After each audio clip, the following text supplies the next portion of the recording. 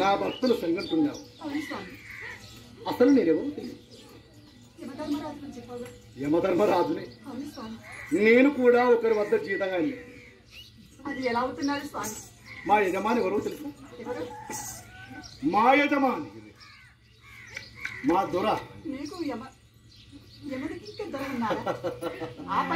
అష్టదిక్పాలకులకు అధినేత ఎవరో తెలుసా?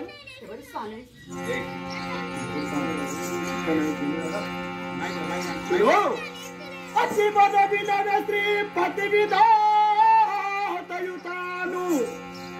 అతి పదవి శ్రీ పతి విధాతయుతాను, నుదుట వాతలకై నొనరంచే శీలరో భక్తులా,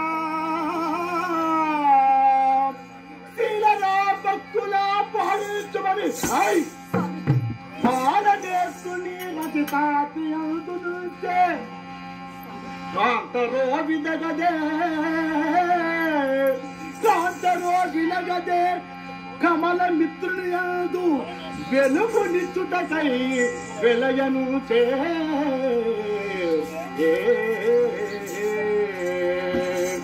పాయక తరయందు వీచు గాలి అని పాయక తరయందు వీచు గాలి అని వాయుదేవుని కావరు తంచే ఆయువుడికి నా జీవుల తెలియమనుకో,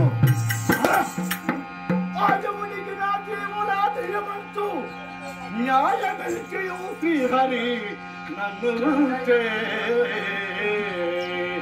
ఈయడ నీకు పత్తయాయువు ఉడుగుటాచే, ఈయడ నీకు పత్తాయువుడుగుటాచే పచ్చటి భాగములు నేను చిత్తముదను.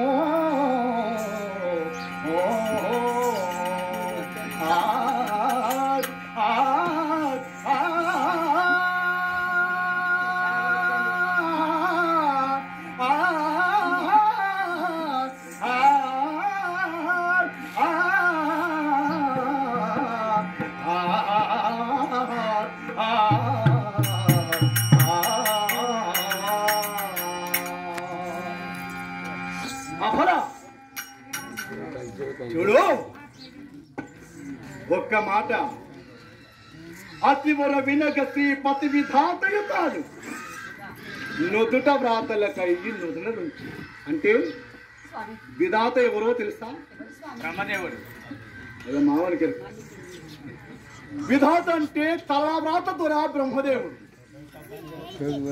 మట్టిని తీసుకువచ్చి అట్టి మట్టిని ముద్దగా చేసి ఆ మట్టిని బొమ్మగా చేసి ఆ బొమ్మకు ప్రాణం పోసి 84 లక్షల జీవులు ప్రపంచంలో 84 లక్షల జీవుల పుట్టింప గిట్టింపవాడు బ్రహ్మదేవుణ్ణి ఒక వంతు నుంచాడు మా శ్రీమన్నారాయణ. అదేక అడిగిన వారికి వరములు లేతున్నట్టు పాలనేత్రుడైన పరమేశ్వరుడు ఆ త్రిశూలపాణి అయిన పరమేశ్వరుని అడిగిన వారికి లేదనుకున్న వరములు వచ్చే వరక్క దాటగా రజతాత్యంతో వెళ్లుకున్న పైన ఉంటారు. అదిను కాక ప్రపంచములోన వెలుగుని కమలమిత్రుడు సూర్యచంద్రాదులు ఒక వంక నుంచారు. ఆయన అదిను కాక ఇక నన్ను పాయక తరయందు వీచు గాలి అని, ప్రపంచంలోన గాలి లేని మానవలోకమే శూన్యం. పాయక తరయందు వీచు గాలి అని వాయుదేవుని ఒక వర్తించాడు. అట్టి ఎందు నుంచి అదిను కాక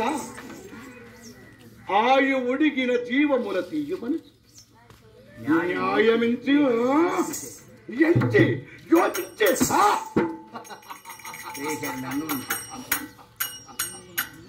న్యాయమించి ఎంచి యోచించే అట్టి శ్రీమన్నారాయణుడు తక్షణ ఎందు ఈయడ నీ భర్త ప్రాణముండి అది పట్టితే ప్రాణము నేను తిష్టముగను వేలో స్వామి యమధర్మరాజా నా భర్త నుంచి వెళ్ళమంటున్నా